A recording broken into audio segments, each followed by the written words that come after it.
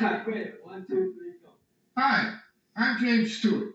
For more than 16 years, Tom McComas and I have been doing books and videos about toy trains. They've all been fun, but none has been more fun than the layout video you're about to see. Come along, I'll be your narrator and guide.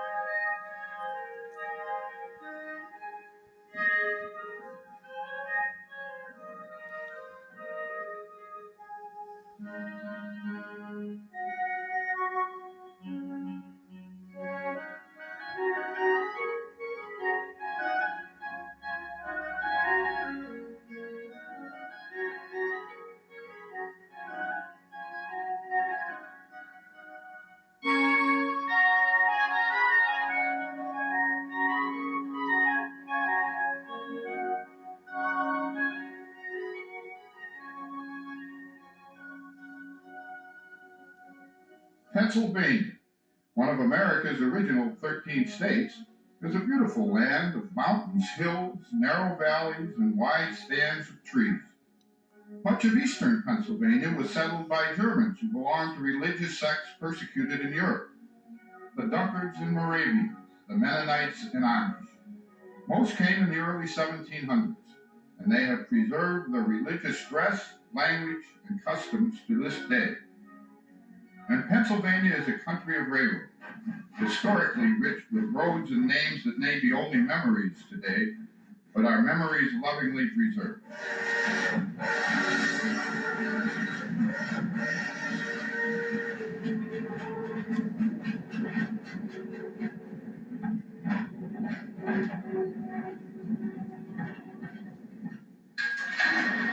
Toy trains, too, find no keener reception anywhere than in Pennsylvania.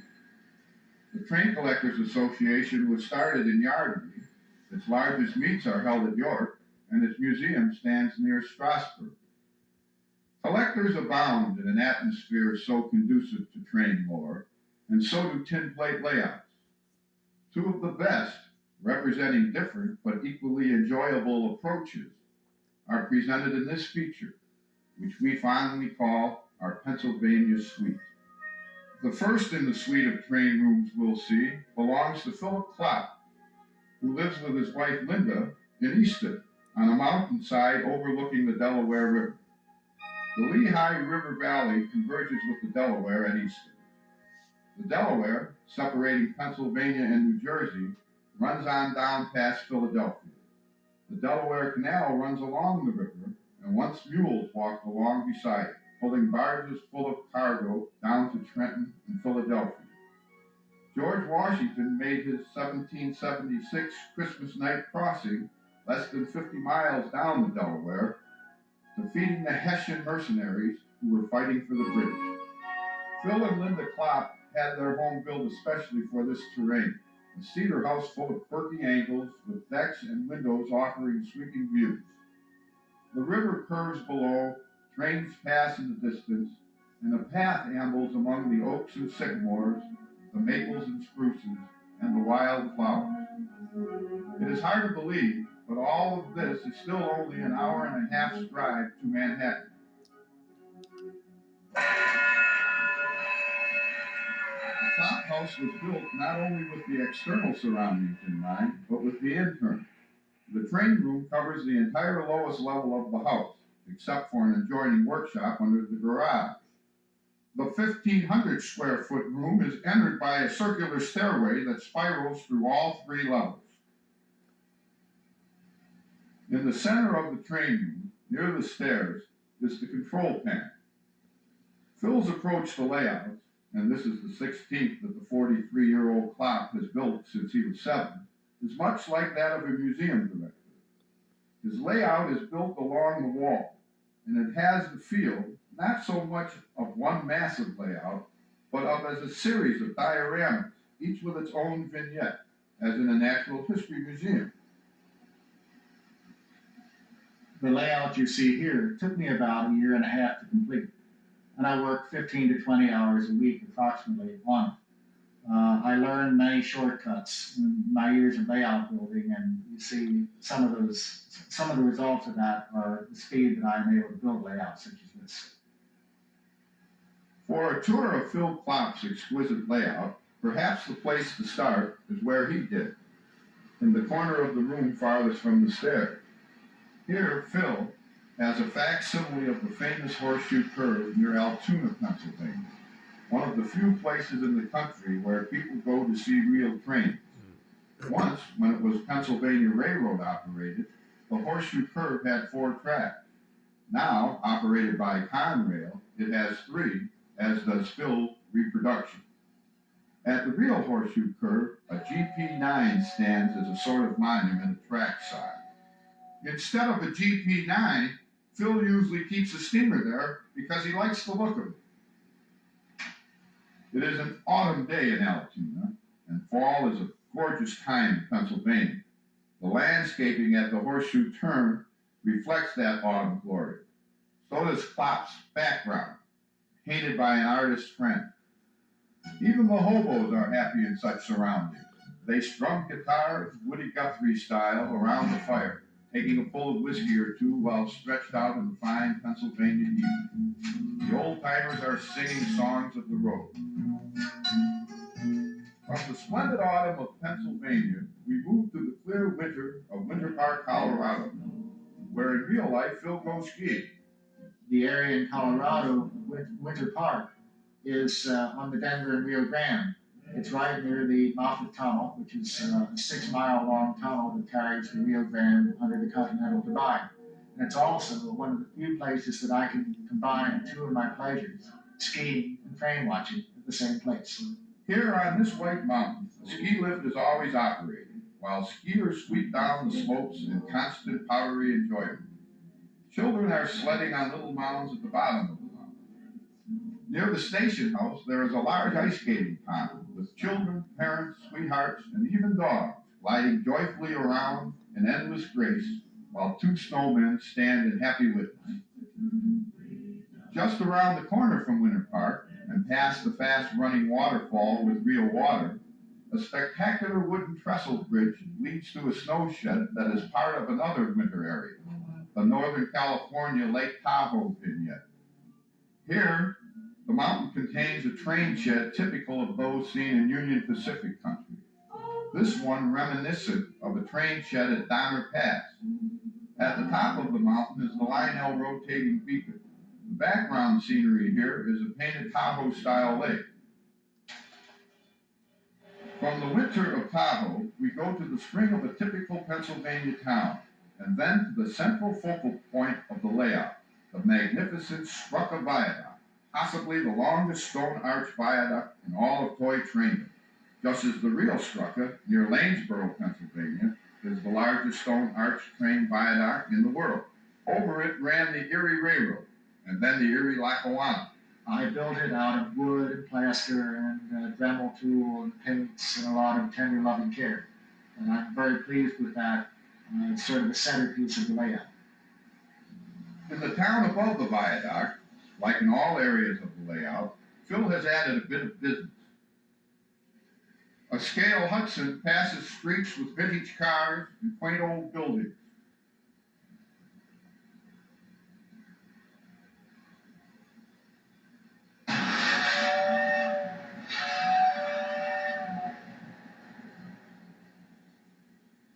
The Romanesque pillars and arches dwarf the rustic structures in the gorge below. There's a waterfall, a log cabin, and a truck being pulled by a thread. A Lionel burro crane lies under an arch above Kettner's General Store. And at the top of the hill is the Pikesville Coal Company. A Lionel semi-scale switcher leaves Pikesville with 2 hoppers filled with coal.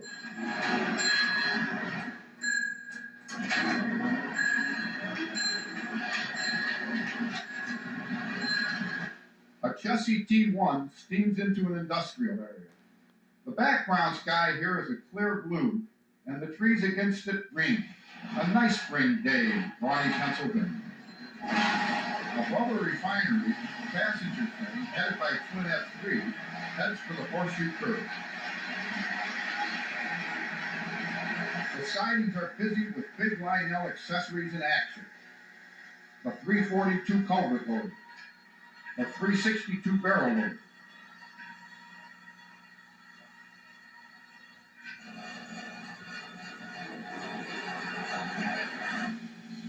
the rare 350 transfer cable,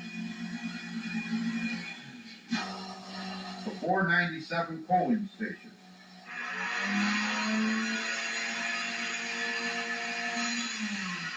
the 282 gantry crane,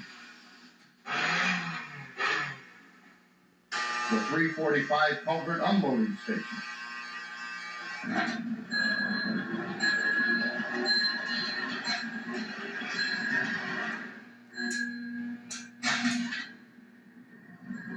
Meanwhile, two men on a Lionel handcar pump around Trestle Bridge.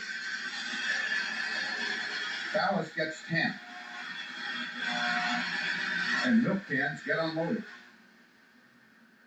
This industrial section contains an armor meatpacking plant and the General Light power station with big electric transformers.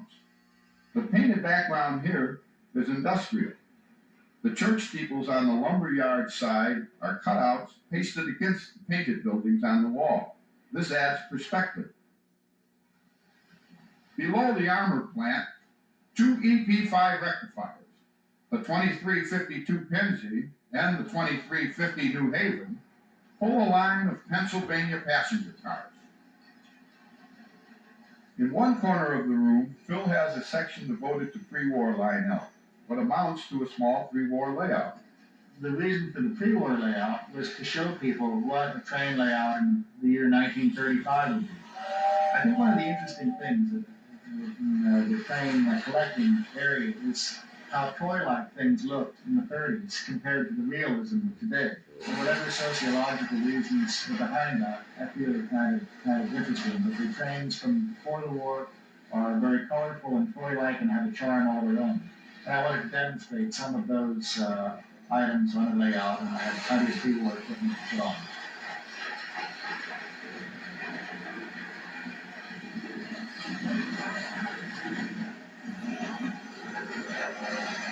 Next to the pre-war layout, Phil has a repair area, and behind an access lift bridge, an entrance to his workshop. Generally, I do all my repairs and maintenance, replace brushes, clean wheels, clean armatures, clean rollers, keep the track clean. Dusting is a big problem in a layout like this, and I have various methods of keeping things free of dust. The scenery is hard shell scenery. It's a scenery method that's well known to model railroaders, and there are various books available in hobby shops that tell you how to make hard shell scenery. It's colored using a method called zit texturing. Combinations of clothing dyes, latex paints, artist acrylic paints, paint pigments, plaster, spray glue are all used to create the different colors. I find that the longer I build scenery, the better an eye I get for color.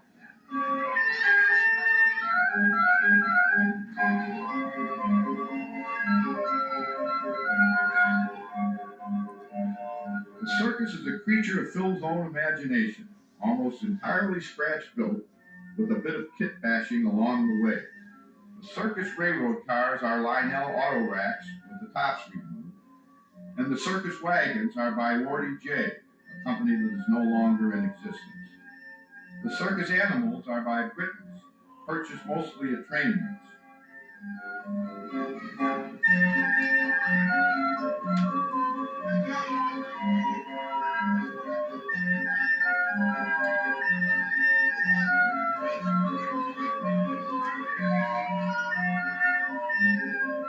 There is non-stop action on the circus. A merry-go-round with animals, a clown on stage balancing tumblers, a man on stilts, musicians playing, a knife thrower tossing at a lady in a bikini. In the big top, a full house is thrilled by trained gorillas in one ring, tigers in another, and a bareback rider in a third. There are rides. And the haunted house? and there is a delightful circus parade. There are wild and dangerous beasts in cages, camels in carts, a giraffe in a high-sided wagon, lions and tigers, camels on foot, another giraffe, count 'em, 6 elephants. All are headed by a 12-piece marching band and a ringmaster astride his horse. A trolley comes down the hill, and happy passengers get a great view of the parade.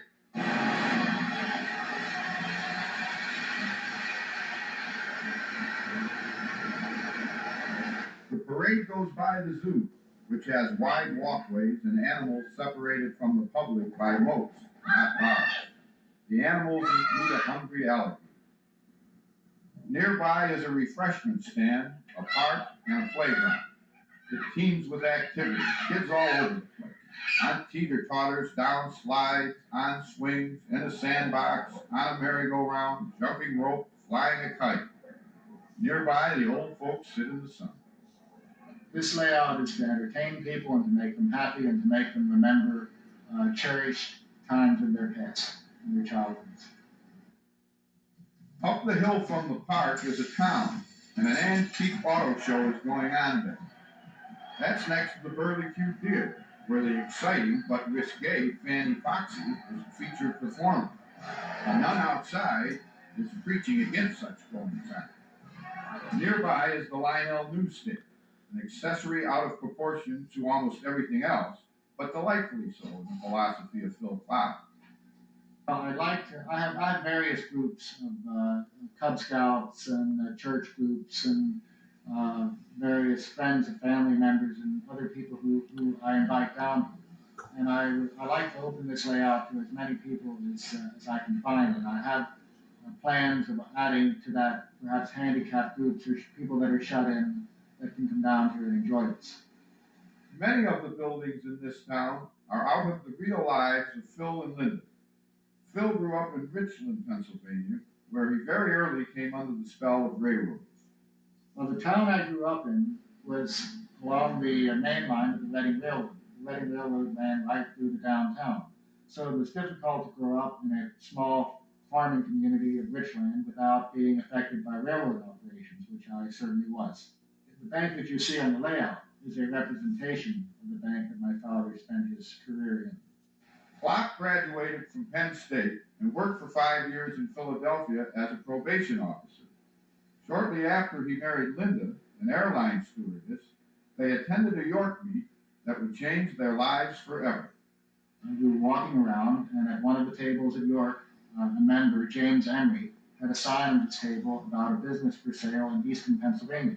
We sat down and talked it over with him, and both Linda and I were ready for a new job challenge. So within 6 months, we purchased that business and moved to Easton.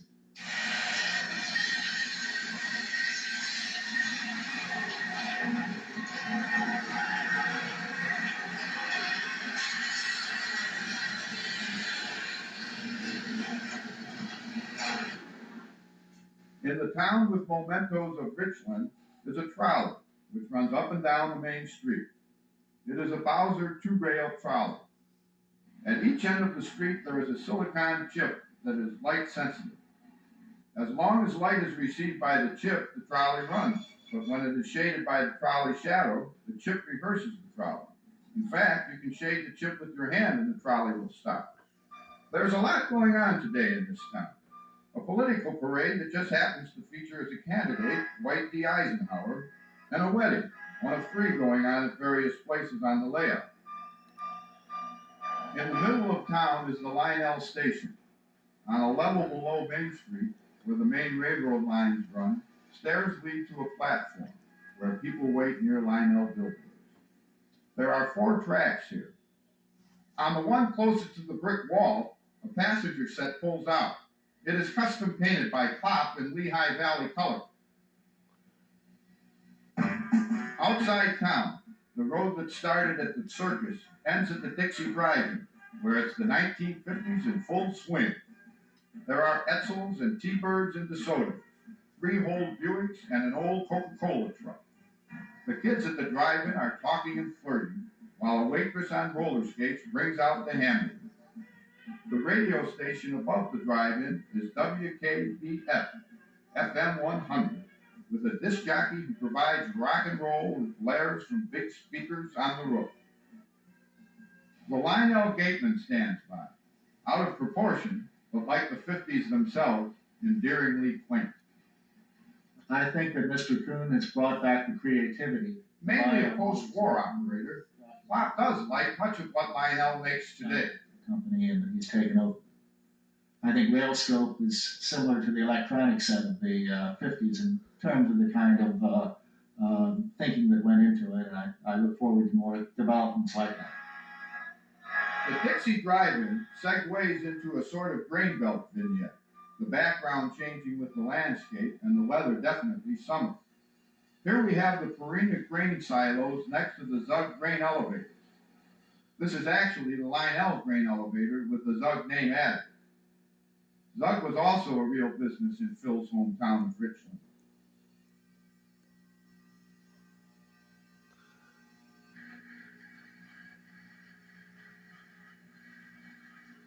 There is a big wreck behind the Farina grain silo. It's an awful derailment. A coal hopper is on its side. Its load spilled over the hillside next to a crumpled oil car. A crane lifts the truck back on the track.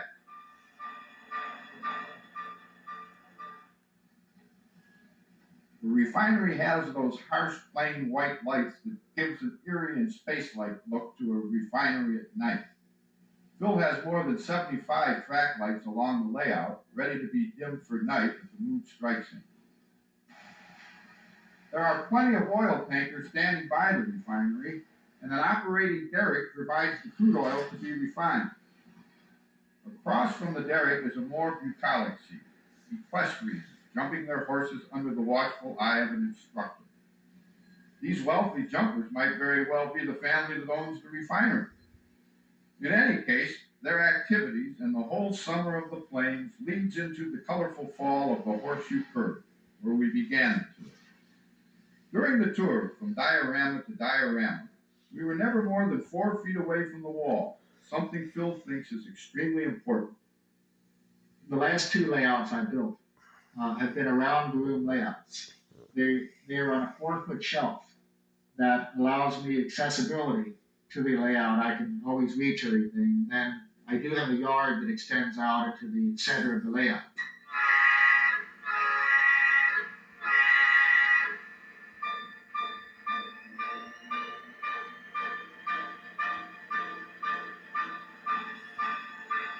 In the yard section is a 5-stall roundhouse and a turntable. The yard sidings are as busy as ever.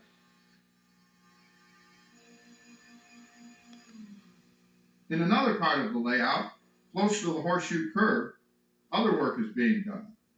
A loader forever moves gravel, condemned like Sisyphus to never quite getting the job done.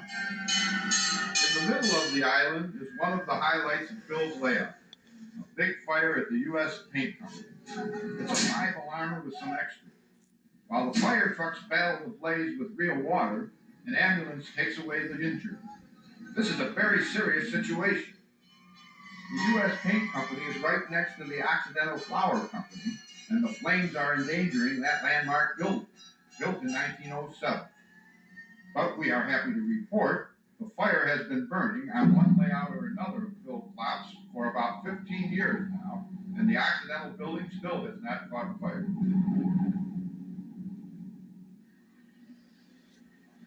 Klopp has one of the few O-gauge layouts with a fully operating overhead catenary system.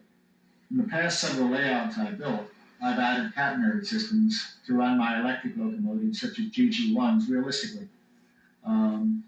The system I'm using now uses Pitman poles that I have reproduced using welding rods, and Markland HO catenary, which is large enough to look realistic in an O-gauge pipe.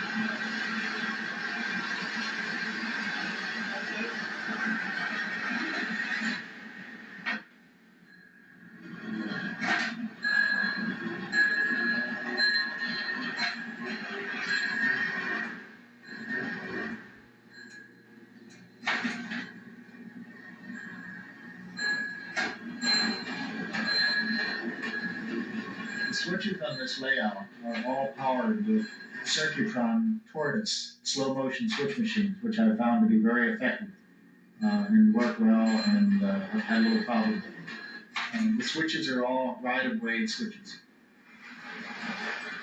In the early 1960s, the Reading Railroad, which was all dieselized by that time, got out of retirement several engines, namely the T1s, which had been in storage, and started running excursion trains for people like myself who had sort of missed the steam era to ride behind.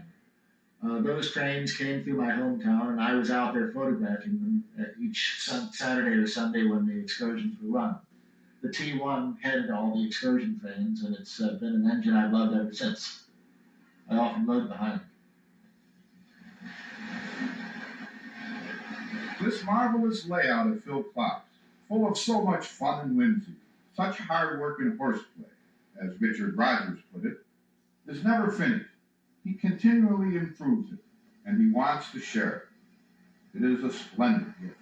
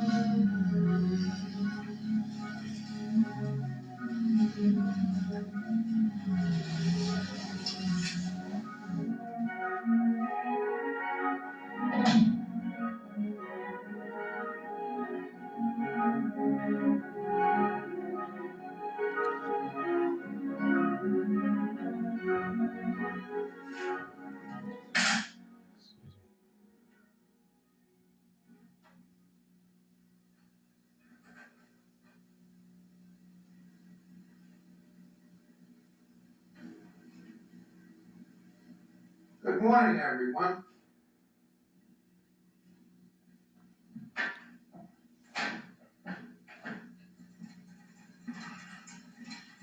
Billy McGooey called and said they wanted to do a tape of this, but this isn't a TV studio or a museum. This is a display that, for my enjoyment, my wife's enjoyment.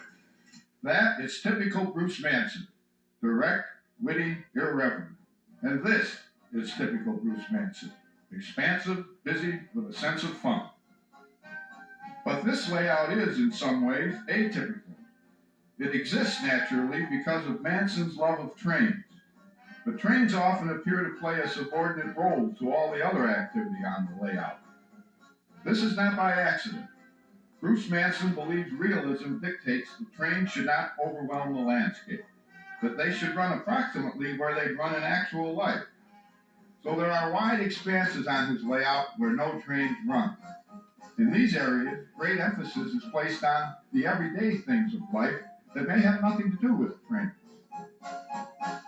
It is a massive layout, 30 by 40 feet, and every inch of it is covered with people and animals, buildings and houses, mountains and waterways, roads and streets, trails and tracks.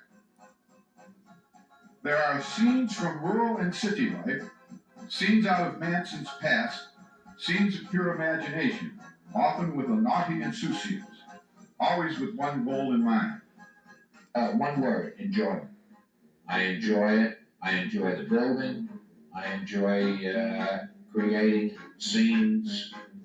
I enjoy running the trains, making some kind of electrical hookup. Enjoy painting the scenery. A little bit of everything. It's enjoyment. That's what it is, and relaxation. A layout, I think, is similar to art, or an artist rather. The builder creates what he sees. And, some layouts are more abstract, some are more, as I call them, prissy. Just like the typical Lionel or Flyer layout in the catalog. Mine is more or less of a slice of life. There are slums, ghettos, a little bit of everything. I see the world as I see it, like Norman Rockwell would paint on the cover of the Saturday Post. That joy is evident everywhere on the layout, and a person could spend many hours over several visits to absorb it all. This visit by Toohey and McGooey, as Manson refers to the producers, cannot take hours, but it can take long enough to give you a succulent taste of the whimsical world of Bruce Manson. Bruce has built his layout on 3 levels, each with a different gauge. The lowest level is American Flyer S gauge, the love of Bruce's train life. On the 2nd level is HO, and on the 3rd, N. This forced perspective, as Bruce calls it, creates the feeling of distance, as if looking at trains on a mountain. When I built this layout, I really didn't know what I wanted to accomplish. I knew I wanted a layout that ran well, and I wanted to create a large layout, and also I wanted to have that forced perspective by having the HO in the background and the N gauge in the mountains. I just wanted to create something that I would enjoy and would look realistic and run well. I'm reasonably satisfied on both points. Bruce has a mythical rail line, the Sierra Railroad, and has repainted original Flyer equipment in the blue and white colors of the road. In reality, there was a Sierra Railroad, but it was a tiny spur line. Bruce, with his proclivity for things Western, has turned the Sierra Railroad into a transportation giant.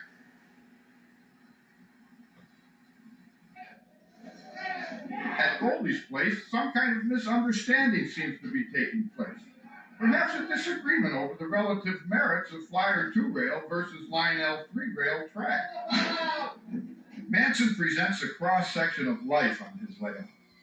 Things are not always upper-middle-class suburban here. There's often a lived-in look to things. But no matter how far west we might be, we are never too far away from Pennsylvania and the train-collecting hotbed. On a mountaintop near one of the corners of the layout is an observation tower with sightseers peering at the view. But at the bottom of the tower is an artist with a smock and palette looking away from that lovely vista towards his attractive model.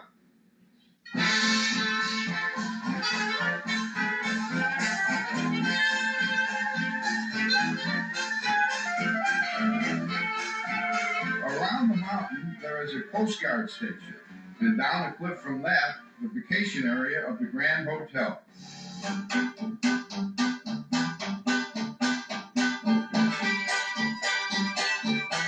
Here, barbecuers raise cotton puffs of smoke, while the beach across the channel is bustling with warm weather activity.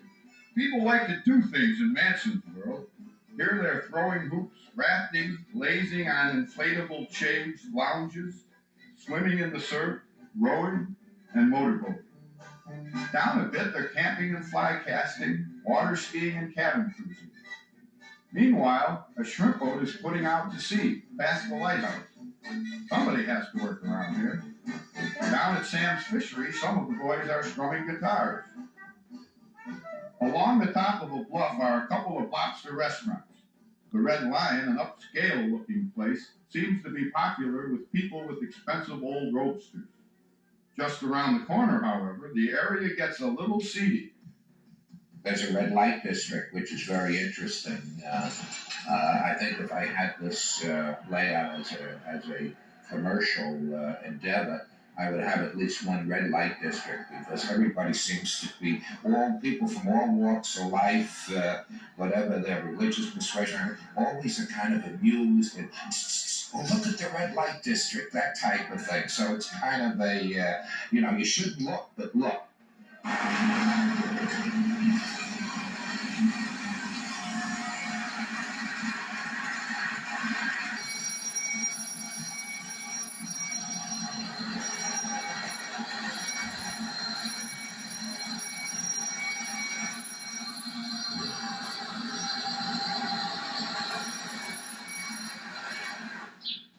The town square nearby is hopping with folks, including tourists taking pictures, men playing cards, girls looking at flowers, and vendors selling food. Antiquing is important in an area like this, which is vaguely reminiscent of the wooded areas of Northern California or the East Coast. You know, I grew up on Long Island, which is, for those people that don't know, it's Long Island off New York City metropolitan area. And some of the stations there, one is Manhasset, that's on Long Island. And then there's Garden City, that's where I went to prep school. There's a Christmas fetch in the Greenwich Village Green. In the largely tranquil world of Bruce Manson, there are no constitutional arguments raging over separation of church and state. The nativity scene goes up, the Christmas wreaths go up, and everybody is happy. You'll notice that all the calendars have one date on it, December 25th. It's always Christmas. I think that's a nice day. That's why the Christmas lights are always on blinking, and the Christmas trees are up and so forth. In downtown Greenwich, there is a Manson real estate office, one of several he has had through the years. Manson, 58 years old, was born and raised on Long Island, went to St. John's University, and has had a long career in the real estate and toy business. He is the editor of the Train Collectors Quarterly, the official publication of the Train Collectors Association. His wife, Anna, is also very much involved in the train and toy hobbies. For several years, she was the director of the TCA Museum in Stroudsburg, Pennsylvania. Anna has a layout of her own off the main layout room, which is on the second floor of a converted barn just up the hill from the Mansons' rambling home outside Lancaster. Upstairs, the train room has approximately 1,200 square feet, which is the average 3-bedroom, 2-bath track home. The circus room was to be mine. I did the planning, I did the track layout, but then Bruce came in and helped with the scenery, and he runs it more than I do now.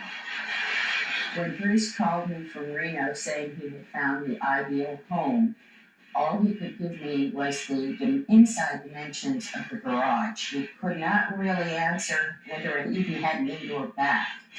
My major weaknesses are Disney and circus. And Bruce tells me many times that my vices are worse than his. Down on the first floor, just inside the front door of the barn, Bruce has a couple of rooms full of toys other than frames.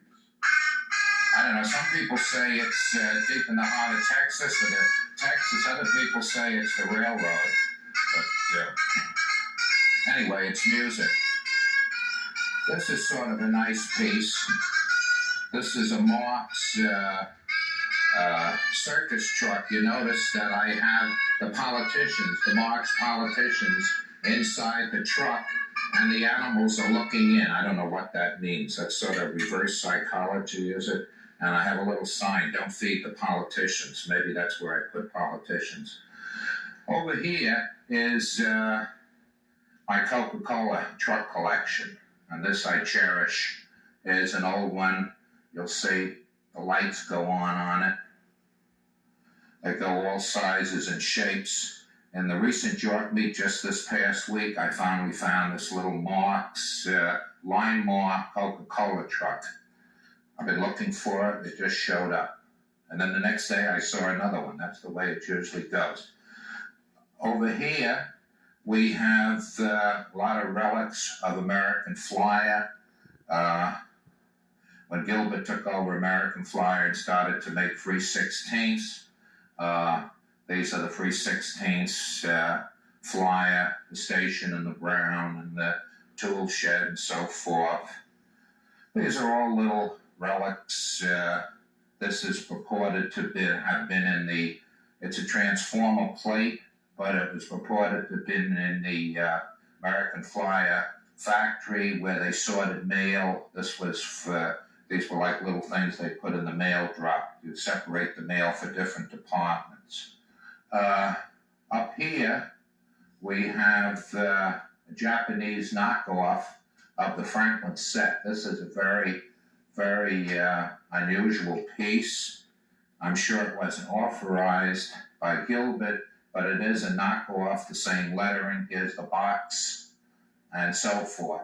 These are some other knockoff Japanese toys, and here's one. The Japanese seem to have a problem with our language. This is San Francisco, S-U-N, trolley.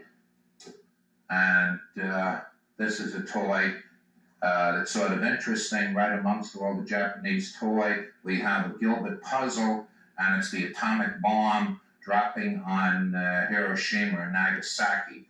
Obviously, that toy didn't stay on the market too long, so it's kind of rare. Okay, this is another room with mainly die-cast automobiles and the rodent collection. The rodent being Mickey Mouse, the famous mouse. A few years ago, I had the privilege of interviewing Henry Katz, who owned the Henry Katz Toy Company and worked for Strauss, also owned Buddy L. And Henry Katz had lots of interesting stories, and he talked several things about the climbing monkey. And through this interview, I became very interested in climbing monkeys.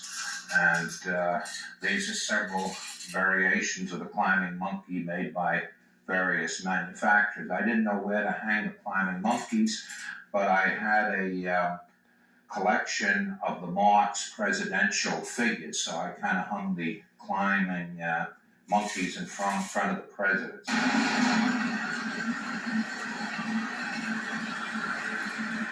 As much as he loves toys, it is upstairs with the trains that Bruce Manson spends the most time, running his beloved American Flyer and adding to the busy population of the layout. Nearby, a railroad man is kept busy. People on the railroad in Manson land just don't stand around waiting for the train to pass. They work, drilling, candy dancing, picking, hauling, laying ties, pounding spikes, flagging trains. The Manhasset station has a delightful 1930s look to it. On the platform below, the Southern Pacific Daylight can get these waiting people quickly out to the Reno area for a little skiing, perhaps. Manhasset looks like an entire and happy American Flyer village.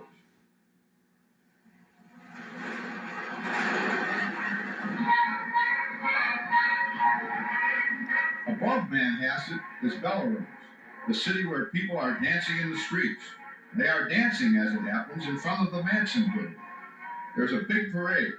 The festivities are being covered by KBDM TV News, KBDM being the initials of you-know-who. KBDM's newsroom, of course, is in the Manson building. The parade goes by the big buildings in Bellerose and just about everything else in town, including Bill Strange and Gardner and Ness, leaders in men's fashion. It goes past the courthouse and the statue of Thomas Jefferson, and the arcade, and the Cattleman's Bank, and Lacey's Variety Store, and Ebenezer Pratt's Gun Store, past the New Frontier Saloon, and Harry's Fish Market, and Annie's Antiques, and past the Bellerose Railroad Station. Down on the train platform, we can see the Frontier Days Parade and Rodeo is not the only action in Bellerose.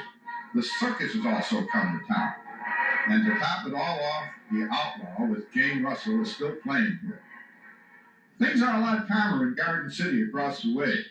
The streets are quiet and quaint, but there's just about the most impressive church you'll see outside the Notre Dame Cathedral in Paris. Tucked away between Monero Steakhouse and the gigantic Fargo Motel is, as the poet Rupert Brooks said about Flanders Field, a small corner of a foreign field that shall forever be English.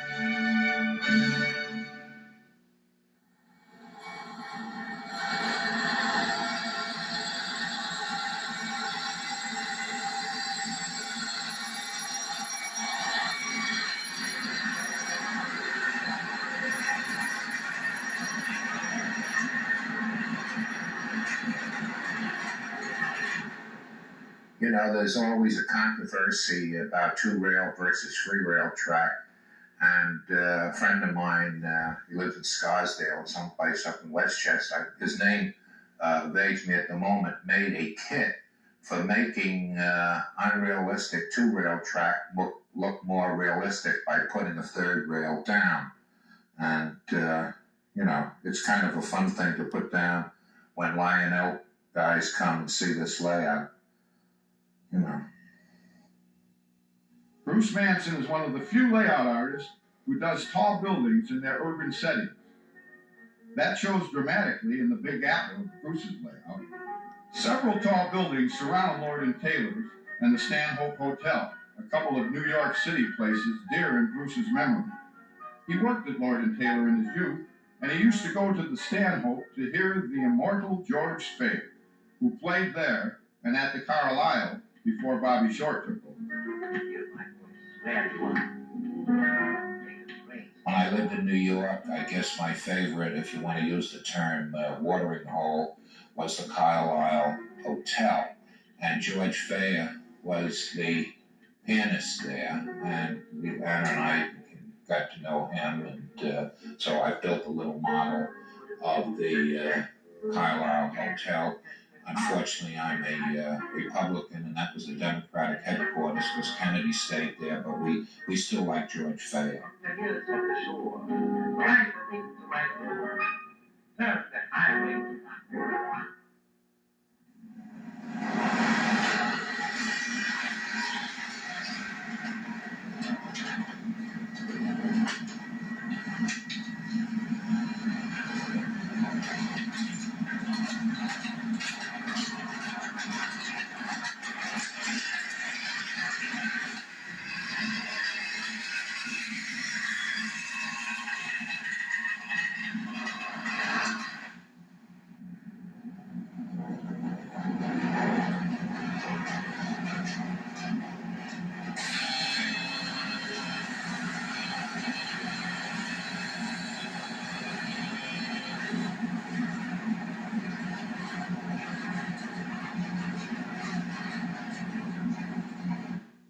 The tallest building in the big city, and on the entire layout, is the 20-story Mobile Oil Tank.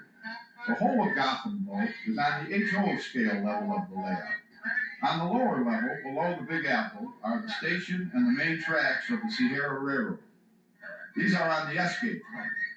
At other spots along the layout, Bruce has tape recorders hidden that provide appropriate sound.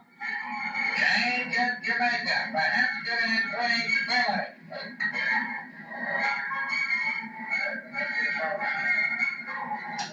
One car for the go. Light on the shirt.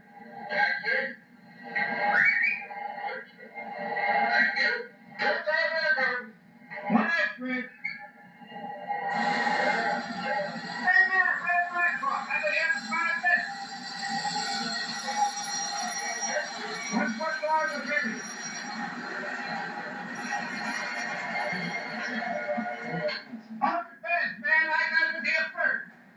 Okay, the Gilbert Hall of Science over there, it's not a faithful replica, but it does have the portholes and the signs and so forth. And that was sort of a place that I enjoyed, went to visit many times. I was fortunate to be there the day that they first put the two-rail track with the smoking engines in the window. And, that was always there, that part of Manhattan. Lionel was near there, Julie's, all the better train shops. Bruce Manson's layout, this whole collection of trains and toys, has become a joyful, animated scrapbook of his life. Snippets of a past that almost comes alive.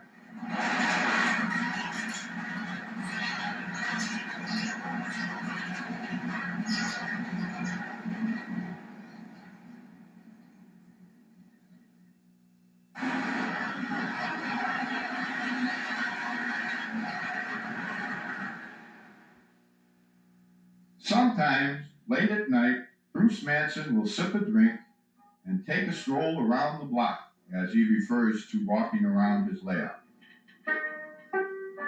Those few precious things I spend with you.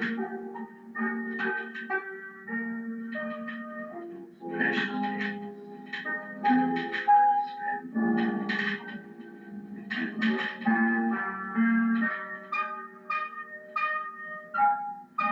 But finally, the day ends, the fun ends, and Bruce Manson, this sentimental boulevardier, ends his walk.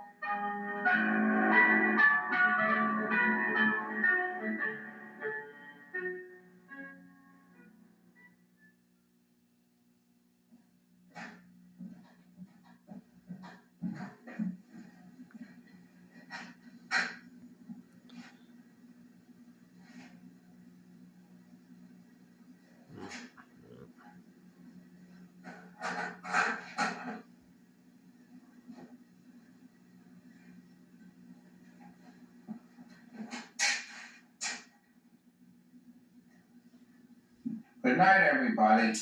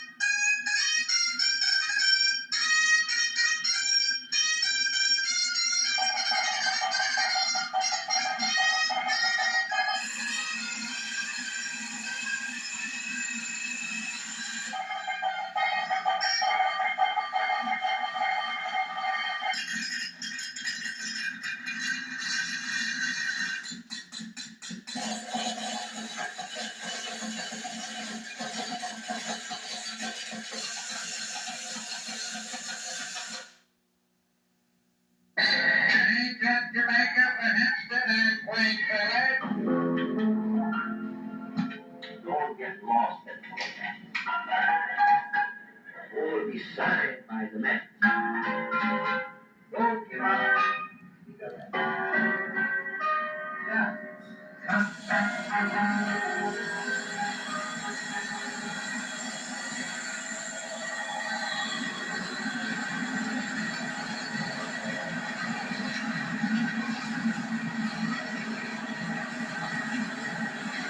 One coffee to go. Light on the sugar.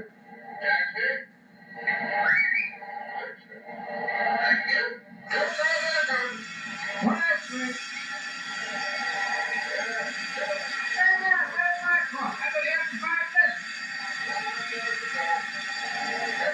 $1 a baby.